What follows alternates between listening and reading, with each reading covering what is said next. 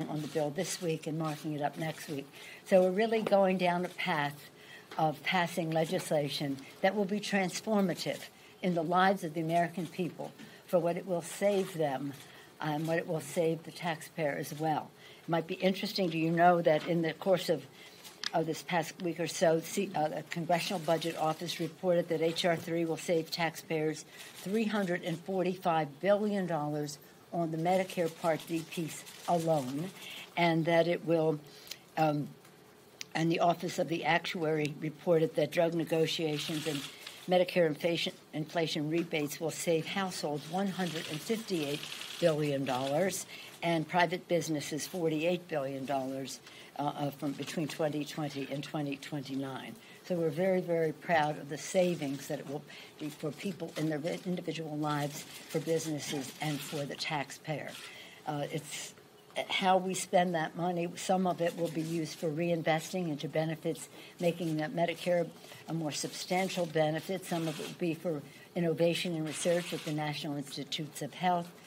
Some will be for, as I said, about more benefits, whether it's dental, vision, hearing, whatever. With Medicare, I mentioned that, but there are other considerations as well. The committees, as they mark up the bill, will make those proposals. The amendment process on the floor will take us to another point, and what are the other ways that we may want to invest some of that money for the benefit of America's working families and for innovation and research. Earlier today, some of you were with us when we had the announcement of Chairman Bobby Scott's College Affordability Act, strong legislation to make higher education more affordable, expanding opportunity, improving access to quality education. This week, as all through the break and continuing this week, we've been working on the U.S.-Mexico-Canada trade agreement. We hope to be on a path to yes. We're still waiting for assurances about enforceability in it, because you can have all the good provisions in the world, but if you can't enforce them, you're just having a conversation. And there's some of the same concerns we have about the U.S.-China relationship. Are they really going to honor any commitments that they make? Buying farm products, that's good, but what about the other considerations that hurt America's manufacturing base and the rest? So we'll see what that is. It seems to me it was a small bill. In terms of guns, again, as I said to some of you earlier, this is a bullet. I was in Florida for, it was all over the country, but when I was in Florida, I received this from Frederica Wilson, my colleague. The bracelets are made with bullets in the color orange, which is the color of gun violence protection. I told the president we're not going away until we get this background check bill passed. But it is just among the other for the people agenda legislation that we have. So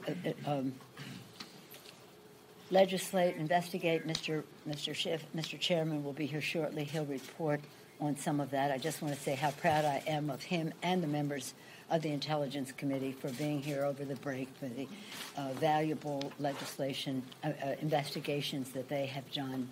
And again, you'll hear from him momentarily. In terms of litigation, we have been very successful in the courts. Last Friday, we won 5 decisions in our favor in terms of Congress's authority under the Constitution. And today, another decision came down in our favor in relationship to emoluments. You probably have that information on your phones.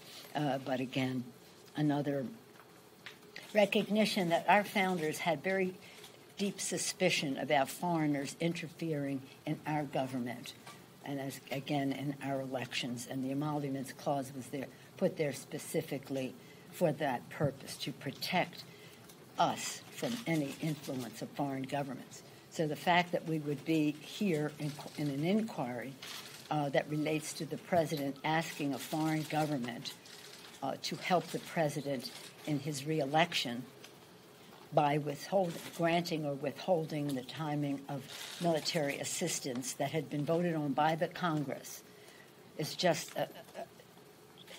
has so many violations in it. It undermines our national security. We were sending that military assistance because of Ukraine needing that vis-a-vis Russia. All roads seem to lead to Putin with the president, though, isn't it so? And then when we talk about undermining the integrity of our elections, that's wrong. And when you're talking about violating the president's oath of office to protect, defend, and preserve the Constitution of the United States to the best of his ability, that's the presidential oath, to the best of his ability. Well, we go with that. In any event, the rulings were that we won last week were 3 of them against the president's hateful public charge rule from taking effect, a ruling against the president's sham national emergency declaration to build his wasteful border wall, a ruling in the Mazars case, which was led by Chairman Cummings, Oversight Committee, that reaffirms Congress's authority and responsibility to conduct oversight and consider legislation on behalf of the American people. And the court ruled the following in that case. Contrary to the president's arguments, the committee possesses authority under both the House rules and the Constitution to issue the subpoena and Mazars must comply. So again, 5 victories on Friday, 1 today in terms of emoluments, but that just happened. We just had a meeting with our caucus to be brought up to date on where we are on our legislative agenda. As I mentioned, we're legislating, we're litigating, we're investigating, and leading that for us is our very distinguished chair of the Intelligence Committee, Mr. Schiff, who's just completed voting and will join us here. Speaker doesn't vote unless it's a tie, so I have that right. Unless you have any questions about our legislative agenda. Can you address the Turkey sanctions bill? The which one? You spoke to Senator Graham about a Turkey sanctions bill to deter him from the Syrian incursion. You had a statement of Leader Schumer saying it might. Yeah, we spoke about some sanctions bills and also about having legislation, a joint resolution, House, Senate, bipartisan, to oppose the president's decision about Syria. Hopefully, we'll take some of that up this week, and Mr. Elliot Engel is leading the way for us under the Foreign Affairs Committee. I'm hopeful that I think Senator Graham kind of fell back a little bit. I don't know. His language got a little weaker. I don't know what happened with the White House, but hopefully he's still where he was in the conversation that we had, is that we would have a bipartisan bill to oppose the president's decision, terribly dangerous decision, and that we would have legislation with strong sanctions in it against Turkey. The president gave a green light to Turkey to go in and commit this humanitarian disaster onto the Kurds, making us an untrustworthy ally, and then had a wet noodle for his sanctions, which just were not up to the task. So that's where we are. Excuse me, Mr. Chair. Thank you, Madam Speaker. I wanted to give you a brief update on the investigation. In the last couple of weeks, I think we've made dramatic progress in answering some of the questions surrounding that July telephone call between President Trump and President Zelensky, in which the President of the United States sought to coerce a vulnerable ally into conducting, I think, what can best be described as sham investigations involving his opponent and involving a debunked conspiracy theory about the 2016 election. We have learned that call was not in isolation. There was a great deal of preparatory work that was done before the call. There was a lot of follow-up work that was done after the call. And we have learned much of this thanks to the courageous testimony of State Department officials who have been put in an impossible situation by the administration, and that is urged not to comply with the law, urged not to comply with a lawful subpoena by the U.S. Congress, and they are doing their duty. And people should make no mistake about that. They are doing exactly what they are required to do.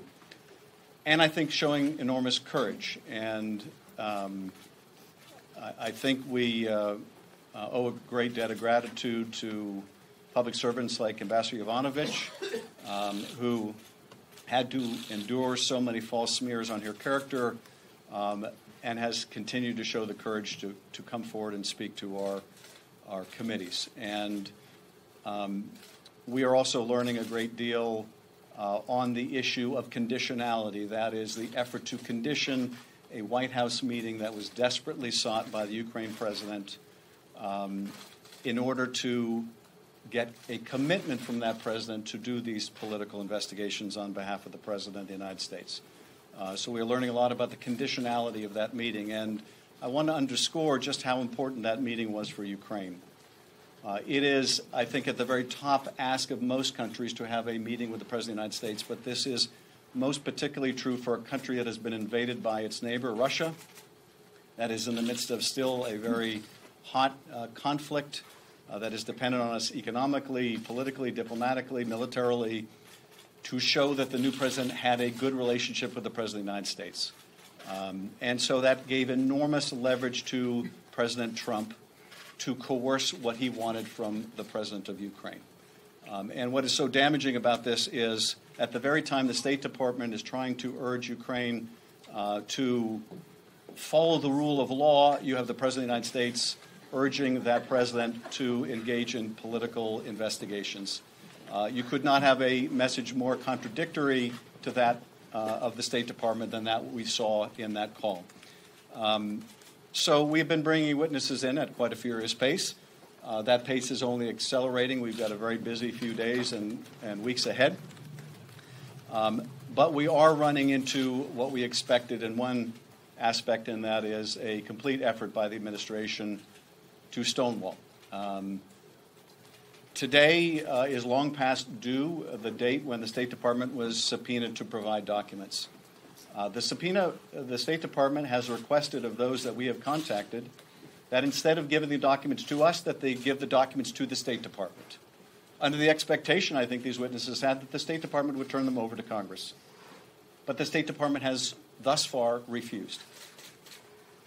And were it not for the fact that at least some witnesses have given us documents, we would not know that there is a paper record of efforts to condition this meeting and perhaps condition military support itself on these political investigations Donald Trump wanted. Those documents would have been completely bottled up by the State Department.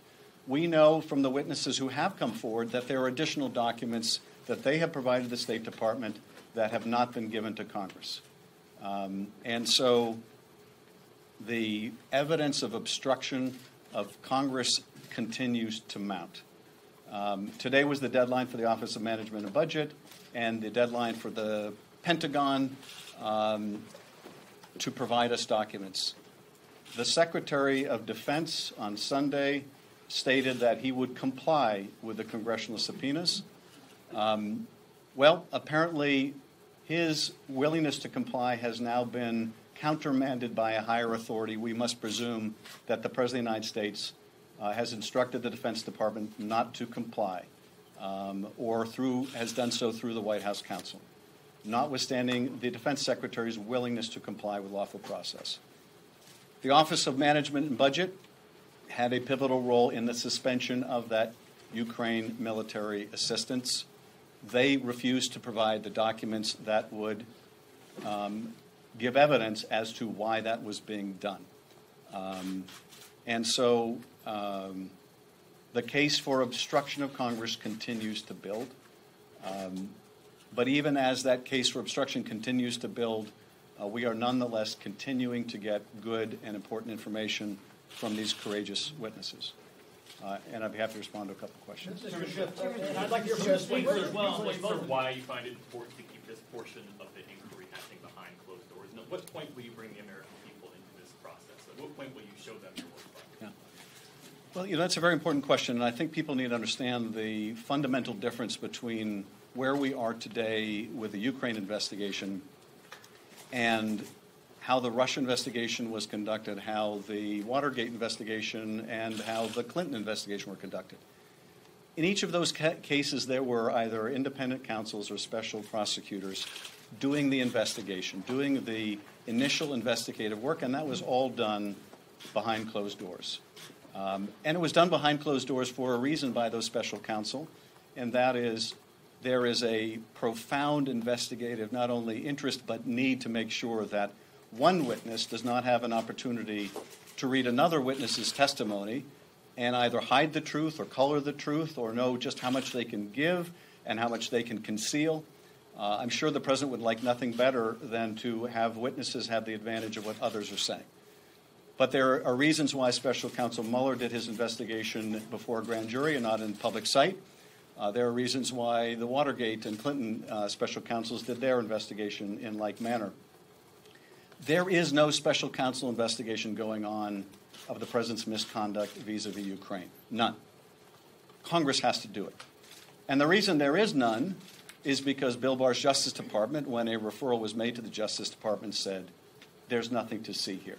And we don't even want to look, because the fundamental attitude of the Attorney General is the president is above the law.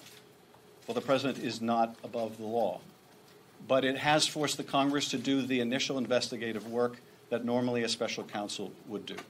So there are good and sound reasons. Now, I should tell you that notwithstanding those good and sound reasons, at each of these committee interviews and depositions, and when we get to open hearings, and we will get to open hearings, the Republicans are completely represented.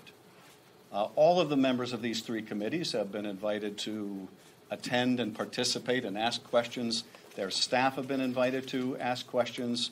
And indeed, we have been alternating 1 hour for the majority, 1 hour for the minority, 45 minutes for the majority, 45 minutes for the minority.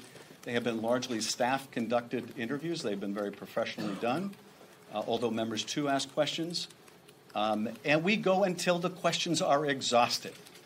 So they get to ask whatever questions they want in a process in which they have every bit as much opportunity as the majority to ask questions.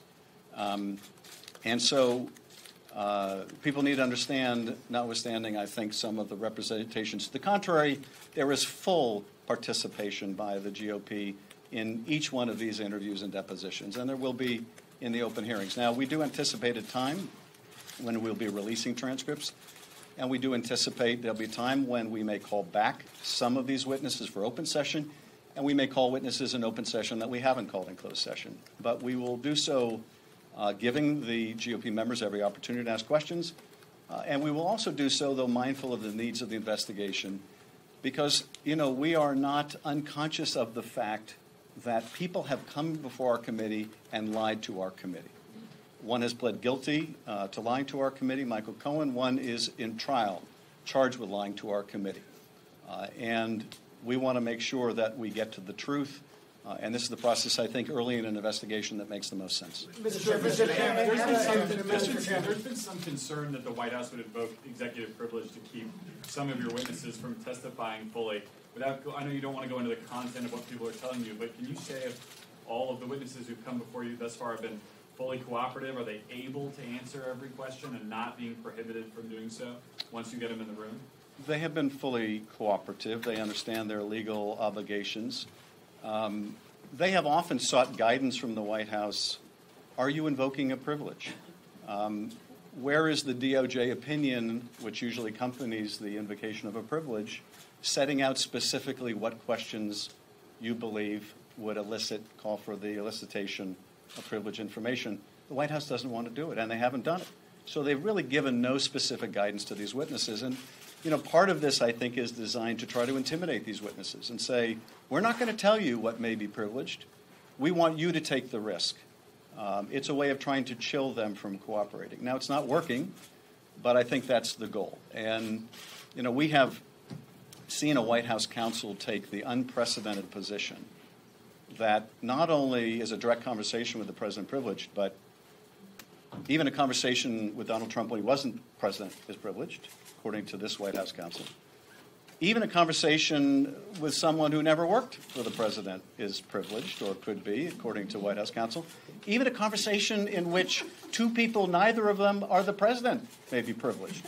I mean, it's unrecognizable. Our conversation may be privileged, according to the White House counsel. I hope not. I hope not, too. But it goes to show the legally insupportable position of the White House. And indeed, you see this now reflected in court decision after court decision after court decision, where judges have said the administration's legal arguments hold no water.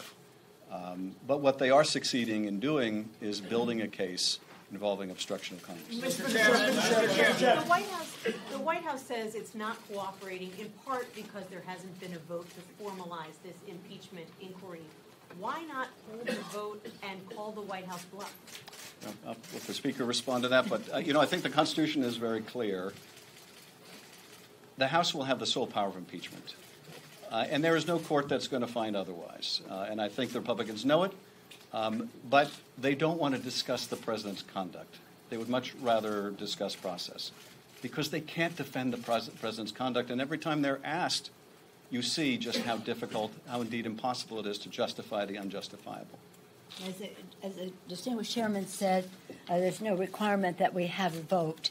And so at this time, we will not be having a vote. And I'm very pleased with the thoughtfulness of our caucus in terms of being supportive of the path that we are on in terms of fairness, in terms of seeking the truth, in terms of upholding the Constitution of the United States. Thank you, Mr. Chairman. I can follow up on that point. That's a very key point, though. And as the chairman says, the Constitution, Article 1, Section 2 and 3 are clear about what bodies have power of impeachment here. But that said, when you hear from your caucus, we're not ready to have a vote yet. Why not call the administration's bluff and say... Why? Because we're not here to call bluffs. We're here to find the truth, to uphold the Constitution of the United States. This is not a game for us. This is deadly serious. And we're on a path that is taking us to a path to truth and a timetable that respects our Constitution. I'll remind you that this news broke on September 17th, Constitution Day. Constitution Day, the day our Constitution was adopted in 1787. It broke that the president had violated his oath of office to protect, defend, and preserve the Constitution